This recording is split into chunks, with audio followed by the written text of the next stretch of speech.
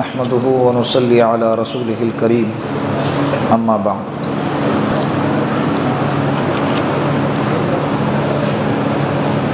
آج 28واں پارہ پاؤں تک پڑھا گیا۔ ہماری بات چل رہی تھی 26ویں پارے کی، سورہ فتح۔ گزشتہ کل اللہ کے رسول صلی اللہ علیہ وسلم نے خواب دیکھا تھا، جس کی بنا پر عمرہ کرنے کے لیے مکہ المکرمہ کے لیے صحابہ کے ساتھ میں روانہ ہوئے۔ جب اعلان کی اللہ کے رسول نے کہ مکہ کے لیے جانا ہے عمرہ کرنے کے لیے، تو بہت سارے لوگ آئے۔ تعداد کتنی تھی؟ 1400۔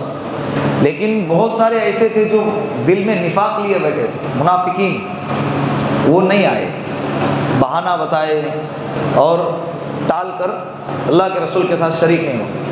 اور جانے کے بعد آپس میں تذکرہ کرنے لگے کہ اب یہ جو 1400 گئے نا، اس میں سے ایک بھی واپس نہیں آئے گا، کیونکہ موت کے منہ میں ہی جانا تھا۔ قربان جائے صحابہ کے شجاعت اور بہادری کو کہ اللہ کے رسول صلی اللہ علیہ وسلم کے ایک اشارے پر مرنے اور مٹنے کو تیار تھے۔ غزوہ بدر کے موقع پہ جب اللہ کے رسول مدینے سے میدان بدر کے لیے نکلے تھے نا، اس وقت میں اللہ کے رسول کے ساتھ میں کتنا لشکر تھا؟ تقریباً 700 یا 800 یا 1000 کا لشکر تھا۔ کتنا؟ لیکن جیسے ہی بدر کے قریب پہنچنے لگے تو اس میں سے جو منافقین تھے، اللہ کے رسول کو دھوکہ دے کر، اللہ کے رسول کو پریشان کرنے کی نیت سے چھوڑ کر وہاں سے چھٹ کے اپنے طرف علاقے میں چلے گئے۔ اب صحابہ جو بچے تھے جتنے، وہ امت کے کریم تھے۔ اللہ کے رسول نے ان سے پوچھا کہ دیکھو، میں کسی پر زور زبردستی نہیں کرتا، آپ اپنی مرضی سے، اپنی دل جوئی سے میدان بدر میں، جنگ بدر کے لیے آنا چاہتے ہیں تو آئیں، ابھی بھی موقع ہے، جو جانا چاہتا ہے وہ چلا جائے۔ یہ بار بار اللہ کے رسول یہ الفاظ دہرا رہے، اور یہ الفاظ دہرا کے اللہ کے رسول انصار کی طرف دیکھ رہے ہیں۔ مدینے میں صحابہ کے دو گروہ تھے، ایک مہاجر اور ایک انصار۔ مہاجر ان صحابی کو کہتے ہیں جو اللہ کے رسول صلی اللہ علیہ وسلم کے لیے اسلام کے خاطر اپنے علاقے کو چھوڑ کر مدینے میں آیا۔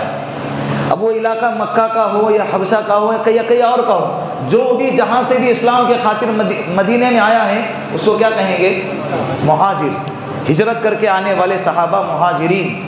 اور جو مدینے میں پہلے سے رہ رہے، جنہوں نے آنے والے صحابہ کی مدد کی، ان کا نام انصار۔ نصر ینصر کے معنی آتے مدد کرنا، اسی سے ان کا لقب گر گیا انصار، مدد کرنے والے۔ تو جو ہجرت کر کے آئے ہیں وہ تو اللہ کے رسول کے لیے آئے، اللہ کے رسول صلی اللہ علیہ وسلم کے لیے اپنے پورے وطن کو، جان مال اور پورے خاندان کو چھوڑ کر آئے نا۔ اللہ کے رسول کو پتا تھا کہ یہ مہاجرین تو آئیں گی، لیکن جو انصار ہے، جو ادھر ہی رہ رہے تھے پہلے سے، بار بار پوچھ کے ان کے طرف دیکھتے تھے، تو وہ صحابہ، انصاری صحابہ سمجھ گئے۔ تو انہوں نے کہا کہ یا رسول اللہ، ہم آپ کو حضرت موسیٰ علیہ السلام کی قوم نے جس طرح سے جواب دیا تھا حضرت موسیٰ علیہ السلام کو کہ انت وربک فقاتلا انا ہاہنا قاعدون، تو اور تیرا رب جا کر لڑ بھیڑ، ہم تو نہیں آنے کے، ہم یہیں بیٹھے رہیں گے۔ یا رسول اللہ، ہم آپ کو ویسا جواب نہیں دیں گے، اللہ کی قسم اگر آپ اشارہ کر دیں آگ میں کود جانے کو، ہم کود جائیں گے۔ آپ اشارہ کر دیں نہتے لشکر میں کود جانے کو، ہم نہتے لشکر میں کود جائیں گے۔ ان انصاری صحابی نے جب یہ جواب دیے، اللہ کے رسول کا سینہ چوڑا ہو گیا۔ یہ صحابہ تھے، تو وہ صحابہ 1400 وہ عمرہ کے لیے نکلے۔ یہ موت کے منہ میں جانا تھا، دشمن کے علاقے میں جا رہے ہیں۔ اللہ کے رسول نے خواب دیکھا تھا، وہ ٹھیک ہے، لیکن جس جگہ پہ جا رہے وہ لوگ تو نہیں مانتے تھے نا، اللہ کے رسول کی نبوت کو، رسالت کو، قرآن کو نہیں مانتے تھے، اور خون کے پیاسے تھے ان کے۔ پھر بھی صحابہ گئے، یہ بہادری تھی ان کی، کیا جذبہ تھا، کیا شجاعت تھی۔ لیکن وہ کل کا پورا قصہ اپنے ذہن میں لے کر آؤں، صلح حدیبیہ کا شرائط طے ہو گئے۔ وہ سب ہونے کے بعد اللہ کے رسول اپنے تمام 1400 صحابہ کے ساتھ لوٹے۔ ابھی لوٹتے لوٹتے بیچ میں قبائل ملنے لگے۔ قرآن کہتا ہے لقد صدق اللہ رسولہ الرؤیا بالحق لتدخلن المسجد الحرام ان شاء اللہ آمنین محلقین رؤوسکم ومقصرین لا تخافون۔ بے شک اللہ رب العزت نے اے نبی جی آپ کا خواب سچ کر دکھایا اور اللہ آپ کا خواب سچ کر دکھائیں گا انشاءاللہ، اور آپ امن کے ساتھ مسجد حرام میں داخل ہوں گے۔ پھر آپ کے صحابہ کچھ پورے بال حلق کروائیں گے، تمام بالوں کو کاٹ دیں گے، اور کچھ صحابہ قصر کروائیں گے، کچھ بال کو کاٹیں گے، کچھ بال کو کٹنگ جس کو کہتے ہیں، بال کو رکھیں گے اور کچھ بال کو کاٹیں گے۔ یہ قرآن نے اس کا نقشہ کھینچا ہے۔ آگے فَعَلِمَ مَا لَمْ تَعْلَمُوا فَجَعَلَ مِن دُونِ ذَلِكَ فَتَحًا قَرِيبًا، آگے کیا ہونے والا ہے اللہ کہتے ہیں یہ میں جانتا ہوں، تم جانتے نہیں ہے۔ پھر جن بستی سے گزر رہے تھے وہ بستی والے اللہ کے رسول کے سامنے عذر کرنے لگے، یا رسول اللہ میرے بیوی کا مسئلہ تھا، میرے بچے کا مسئلہ تھا، میرے کاروبار کا مسئلہ تھا، میرے بیماری کا مسئلہ تھا۔ قرآن نے کہا کوئی مسئلہ نہیں تھا، اللہ دلوں کے حال کو بھی جانتا ہے، مسئلہ کوئی نہیں۔ ارے آپ تو مذاق اڑاتے تھے، آپ تو پیچھے بیٹھ کر اس تمنا میں تھے کہ ابھی جو گئے ہیں گئے، واپس آنے کے نہیں، ابھی آئے ہیں تو آپ عذر بیان کر رہے ہیں۔ محمد رسول اللہ والذین معه اشداء علی الکفار رحماء بینہم تراہم رکعا سجدا یبتغون فضلا من اللہ ورضوانا، اس میں اللہ نے صحابہ کی تعریف بیان فرمائی ہے، کہا کہ محمد اللہ کے رسول ہیں، اور اللہ کے رسول صلی اللہ علیہ وسلم کے ساتھ جو ہے نا وہ صحابہ وہ کافروں کے لیے بہت سخت ہیں، رحماء بینہم، اور آپس میں ایمان والوں کے لیے ایک دوسرے کے لیے رحم دل ہے۔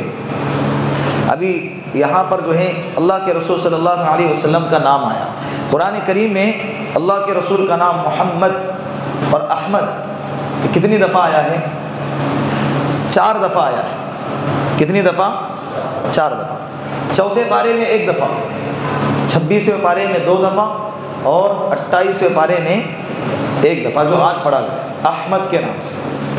اور چاروں جگہ پہ جو اللہ کے رسول کا نام آیا ہے نا، یہ ڈائریکٹ اللہ کے رسول کو پکارا نہیں گیا ہے، یا محمد نام لے کے پکارنا یہ ادب کے خلاف ہوتا ہے، جو بڑے عالی شان مرتبے والا ہوتا ہے۔ جہاں جہاں بھی اللہ نے اپنے حبیب کو پکارا ہے، یاسین، طٰہٰ، یا ایھا المدثر، یا ایھا المزمل، یہ الفاظ سے اللہ نے اپنے حبیب کو پکارا ہے۔ تمام دوسرے نبیوں کا تذکرہ قرآن میں ہے، یا موسیٰ وما تلک بیمینک یا موسیٰ، اے موسیٰ تیرے ہاتھ میں کیا ہے، ڈائریکٹ یا عیسی ابن مریم، اے عیسی ابن مریم۔ عیسیٰ علیہ السلام کو بھی یا کے ذریعے خطاب کیا گیا ہے، لیکن یا کے ذریعے اللہ کے رسول صلی اللہ علیہ وسلم کو پورے قرآن کریم میں 1 دفعہ بھی نہیں بلایا گیا، 4 دفعہ پکارا گیا، تو وہ نام لینے کے لیے نہیں بلکہ بتانے کے لیے کہ اللہ کے رسول کا نام محمد ہے، اور اللہ کے رسول کو ڈائریکٹ کہا گیا کہ جس طرح سے پہلے رسول دنیا سے چلے گئے تو اللہ کے رسول بھی رسول ہے، وہ بھی دنیا سے چلے جائیں گے، اور 14 بارے میں جس کی تفسیر آئی تھی۔ تو کتنی دفعہ ہے اللہ کے رسول کا نام؟ 4۔ ورنہ صفات کے اعتبار سے اگر دیکھا جائے تو پورا کے پورا قرآن میرے نبی کے شان میں بھرا پڑا ہے، پورا کے پورا قرآن میرے نبی کے شان میں بھرا پڑا ہے۔ آگے ہے سورۃ الحجرات، یا ایھا الذین آمنوا لا تقدموا بین یدی اللہ ورسولہ واتقوا اللہ ان اللہ سمیع علیم۔ اللہ کہہ رہے ہیں کہ اے ایمان والو، اللہ کے اور اللہ کے رسول کے بات کے آگے نہ جاؤ، ان کے آگے قدم نہ بڑھاؤ، وہ جو کہتے ہیں اس سے آگے اپنی رائے نہ رکھو۔ یا ایھا الذین آمنوا لا ترفعوا اصواتکم فوق صوت النبی ولا تجہروا له بالقول کجہر بعضکم لبعض ان تحبط اعمالکم وانتم لا تشعرون۔ اے ایمان والو، اپنی آواز کو نبی کی آواز سے اونچی نہ کرو، اپنی آواز کو نبی کی آواز سے اونچی نہ کرو۔ یہ جو آیت نازل ہو گئی اس کا شان نزول کیا ہے؟ مسجد نبوی میں اللہ کے رسول صلی اللہ علیہ وسلم بیٹھے ہوئے، صحابہ بیٹھے ہیں، قبیلے بنو تمیم ایک قبیلہ ہے، اس قبیلے کے لیے ایک سردار مقرر کرنا تھا، تو اس کے تعلق سے وہ قبیلہ وہ وفد مسجد میں آیا ہوا تھا۔ حضرت ابو بکر صدیق رضی اللہ عنہ فرما رہے تھے کہ قعقاع بن معبد رضی اللہ عنہ کو اس قبیلے کا امیر بنایا جائے۔ حضرت عمر رضی اللہ عنہ کہہ رہے تھے کہ اقرع ابن حابس رضی اللہ عنہ کو اس قبیلے کا امیر بنایا جائے۔ یہ دونوں کے اللہ کے رسول خاموش ہے ابھی، نے کچھ کہا نہیں، لیکن یہ دونوں آپس میں یہ رائے قائم کی۔ حضرت ابو بکر صدیق نے فرمایا حضرت عمر رضی اللہ عنہ سے کہ عمر تم میری مخالفت کرنا چاہتے ہو، میں نے جو رائے دیا ہے تم اس رائے کے خلاف اپنی رائے دے رہے ہو۔ حضرت عمر رضی اللہ عنہ نے فرمایا کہ میں آپ کی رائے کی مخالفت نہیں کر رہا، بلکہ میں اپنی رائے رکھ رہا ہوں کہ مجھے یہ شخص مناسب لگتا ہے۔ تو یہ جو چل رہا ہے نا یہ آپس میں نوک جھوک، تو اس میں آواز دونوں کی کیا ہو گئی؟ اونچی ہو گئی۔ قرآن نے کہا یا ایھا الذین آمنو، اے ایمان والو، لا ترفعوا اصواتکم فوق صوت النبی، اپنی آواز کو نبی کی آواز کے سامنے اونچی نہ کرو۔ جب تک نبی خاموش ہے تم خاموش رہو، اور نبی جب تک رائے نہ پیش کرے اور اللہ کی طرف سے جب تک کوئی فرمان نہ آ جائے اس وقت تک اپنی طرف سے کوئی رائے پیش نہ کرو۔ یہ آیت جب نازل ہو گئی نا، حضرت عمر رضی اللہ عنہ کی آواز جو ہے نا دب گئی، ایسی دب گئی کہ اس کے بعد جب بھی بات کرتے تھے اتنی آہستہ بات کرتے کہ اللہ کے رسول کو دوبارہ پوچھنا پڑتا کیا کہا، دوبارہ کیا کہا، دوبارہ۔ قرآن نے اس کی بھی تعریف بیان کی۔ حضرت عمر رضی اللہ، ان الذین یغضون اصواتهم عند رسول اللہ، بے شک جو لوگ اپنی آواز کو اللہ کے رسول کے آگے پست کرتے ہیں، اولئک الذین امتحن اللہ قلوبهم للتقوی، یہ وہ لوگ ہیں اللہ نے جن کے دلوں کا تقوی کے ذریعے امتحان لیا ہے، تقوی کے ذریعے امتحان لیا، اور امتحان میں حضرت کیا ہو گئے؟ پاس تو ہونا چاہیے۔ تو یہ شان نزول ہیں۔ پھر آگے ایک وفد آیا تھا اللہ کے رسول صلی اللہ علیہ وسلم کی خدمت میں، اللہ کے رسول حجرہ مبارکہ میں تھے، اپنے کمرے میں آرام کر رہے تھے، تو وہ وفد آیا اور اللہ کے رسول کو باہر سے چیخ کر پکارنے لگا، یا محمد یا محمد، اے محمد۔ قرآن نے کہا ان الذین ینادونک من وراء الحجرات اکثرهم لا یعقلون، کہ جو لوگ نبی کو کمرے کے اندر جب نبی ہوتے ہیں اس حالت میں پکارتے ہیں، یہ بے عقل ہے۔ اکثرهم لا یعقلون، سمجھتے نہیں ہیں، ان کو کھوپڑی میں بھیجا نہیں ہے، بولتے نہیں، دماغ میں عقل نہیں ہے۔ اب یہ جو آیت بیان کیا میں نے آپ کو اس کا خلاصہ بیان کرتا ہوں کہ یہ جو آداب قرآن نے بیان فرمائے ہیں یہ آداب آج کے دور میں بھی ہمارے لیے لاگو ہوتے ہیں۔ قرآن کہتا ہے جس طرح سے قرآن نے کہا کہ اللہ اس کے رسول کے آگے نہ جایا کرو، تو اس کے اندر باتوں میں آ گیا، احکام میں بھی آ گیا، اٹھنے بیٹھنے میں بھی آ گیا، بول چال میں بھی آیا، چلنے پھرنے میں بھی آ گیا۔ اسی طرح یہ حکم ہے کہ اگر کوئی بچہ ہے تو اس کے ماں باپ کے آگے نہ جایا کرو، اس کے ماں باپ کے آگے آگے نہ چلا کرو، ان کے ماں باپ کے آگے آگے نہ بولا کرو۔ ایک مرتبہ ایک صحابی اپنے بیٹے کو لے کر آئے مجلس میں، تو اللہ کے رسول نے اس بیٹے سے کہا کہ بیٹا یہ کون ہے؟ کہا کہ یہ میرے ابا ہے۔ اللہ کے رسول نے فرمایا ان سے پہلے نہ بیٹھنا، جب تک یہ بیٹے نہیں آپ نہ بیٹھنا، اور ان کے آگے آگے نہ چلنا۔ یہ اللہ کے رسول نے والدین کے آداب سکھائے ہیں۔ تو یہ حکم ہمارے لیے بھی لاگو ہوتا ہے کہ اگر ہمارے کوئی بڑے ہیں، ہمارے ماں باپ ہیں اور ہمارے استاد محترم ہیں، ہمارے ذمہ دار ہیں، ان لوگوں کے آگے نہ جایا کرے، ان لوگوں کے آگے ان کا احترام کرنا ضروری ہے۔ اور دوسری آیت میں جو بیان کیا گیا کہ جب یہ سامنے موجود ہوں ان سے اونچی آواز میں بات نہ کیا کرے۔ آپس میں گھر کے اندر ماں باپ اگر موجود ہیں تو آپس میں بھی اونچی آواز میں بات نہ کریں۔ یہ آپس میں بات کرنے کو قرآن منع کر رہا ہے۔ آج ماں باپ کے چہرے پر چیخ چیخ کر ماں باپ کو چلاتے ہیں، اتنا چلاتے ہیں کہ ماں باپ ڈر جاتے ہیں۔ ماں باپ کیا ہو جاتے ہیں؟ ڈر جاتے ہیں۔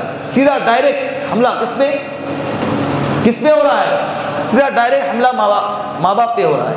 قرآن کہتا ہے ان تحبط اعمالکم وانتم لا تشعرون، تمہارے سارے کے سارے اعمال ختم ہو جائیں گے اور تمہیں پتہ بھی نہیں چلے گا، تمہیں پتہ بھی نہیں چلے گا۔ حضرت ایک قرآن پڑھ کے گھر پہ گئے اور ماں کو کہا ہے بوڑھی تجھے کیا سمجھتا ہے؟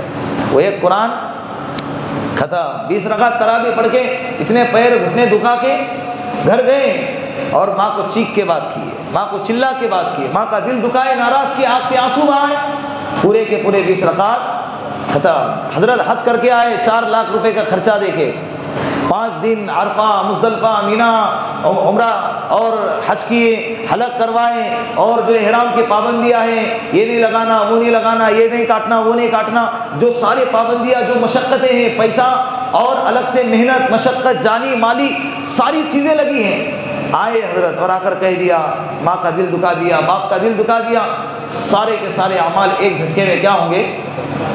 سب ختم۔ کتنی ساری تکلیف۔ اللہ کہہ رہے ہیں تحبط اعمالکم، تمہارے اعمال ایسے ایسے کر دیے جائیں گے گویا کہ تم نے عمل کیا ہی نہیں۔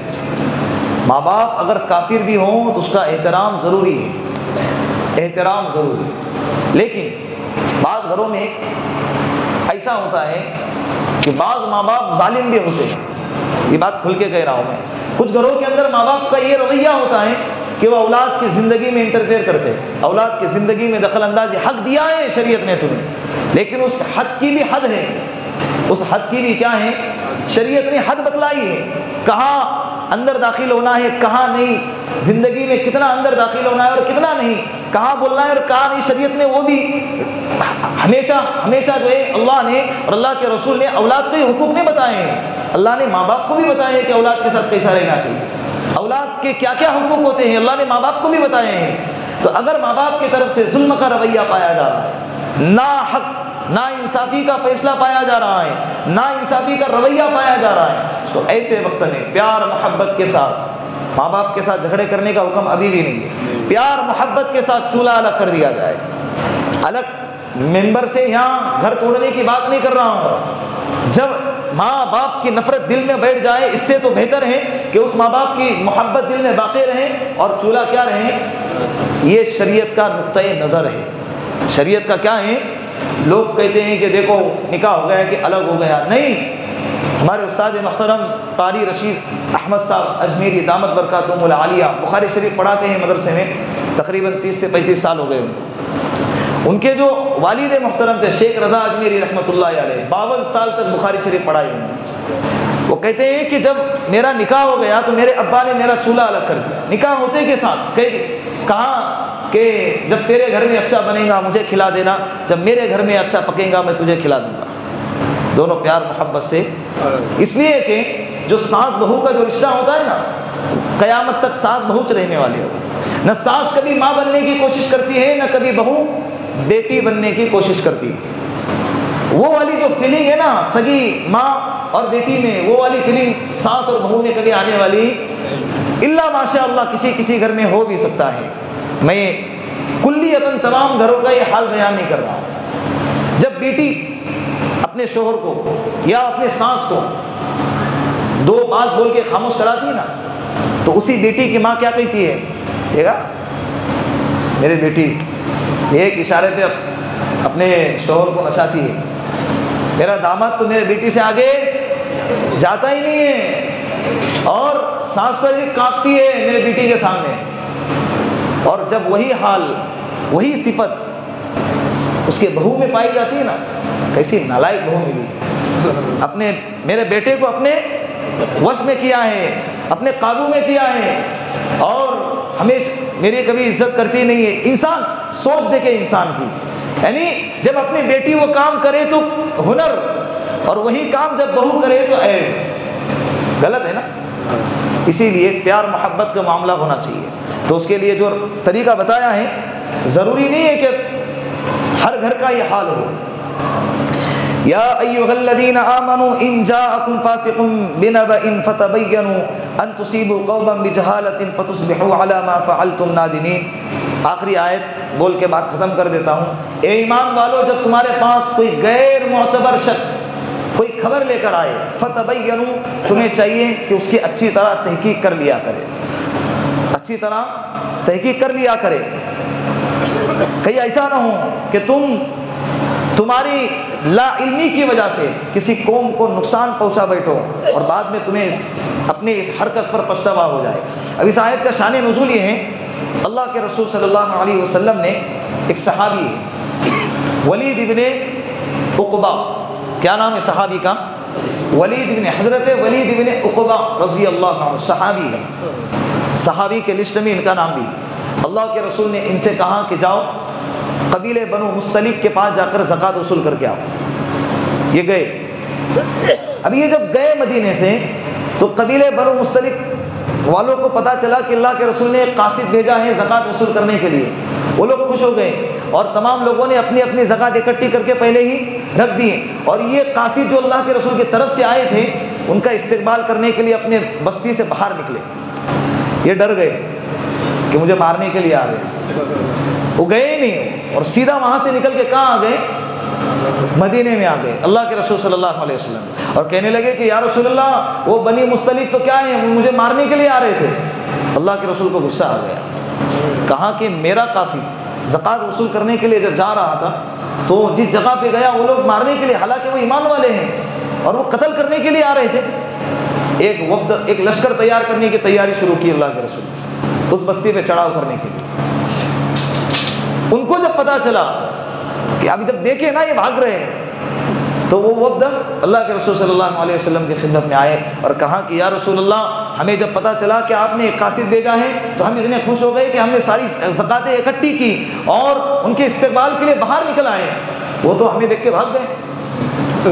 اللہ کے رسول کو جب یہ بات پتہ چلی، یہ قرآن کی آیت نازل ہو گئی، اے ایمان والو، اور ہمارا بھی یہی حال ہے، کچے کان کے نہ بنا کرو، ایک طرفہ کبھی فیصلہ نہ کیا کرو، کسی کی بھی بات سن کے کبھی بھی فوراً فیصلہ نہیں کرنا چاہیے۔ قرآن کہتا ہے یا ایھا الذین آمنوا ان جاءکم فاسق بنبأ فتبینوا، اے ایمان والو، جب تمہارے پاس کوئی فاسق کوئی خبر لے آئے گا تو تمہیں چاہیے کہ اس کی کیا کرے؟ اچھی طرح تحقیق کرے، چھان بین کرے، اس کے بعد فیصلہ کرے۔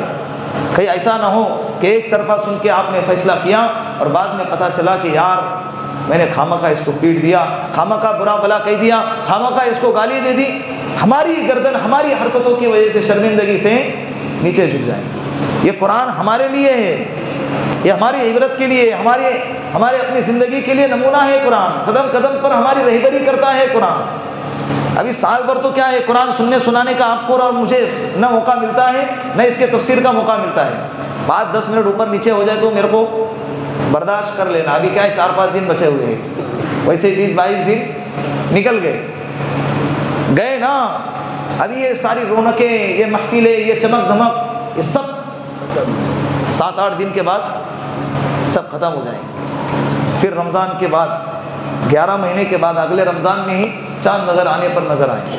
یہ ہم سب کا حال ہے، یہ مسجد کا حال بتا رہا ہوں، اور یہ کوئی 1-2 سال کا معمول نہیں ہے، یہ صدیوں سے چلا آ رہا ہے، صدیوں سے۔ ہمارے دادا بھی ایج کرتے تھے یہی حال تھا ہمارا۔ بہت بڑی افسوس کی بات ہے، بہت بڑی افسوس کی بات ہے۔ حالانکہ یہ تو ہمارے ایمان کو تازہ کرنے والی محفلیں ہیں، تازہ کرنے والی جگہ ہیں۔ جب اس سے جب دور بھاگو گے نا، اور کہتے ہیں نا کہ یار رمضان میں شیطان جب بند ہوتے تو گناہ کیوں ہوتا ہے؟ وہ 11 مہینے کھا کے، ابھی جب میرا حال بتاتا ہوں، دیکھو اتنے سال کھایا ہے، اب وزن بڑھ گیا، 2 مہینے میں وزن کم ہونے والا نہیں ہے۔ تو جب کھایا 4 سال تک وزن بڑھ گیا ہے تو 2 مہینے کے اندر اس کا، میرے اندر کا وزن کم ہونے والا نہیں، اس کے لیے محنت درکار ہے، اس کے لیے وقت درکار ہے۔ وقت جتنا وقت لگا ہے بڑھنے میں اتنا وقت تو لگے گا گھٹنے میں۔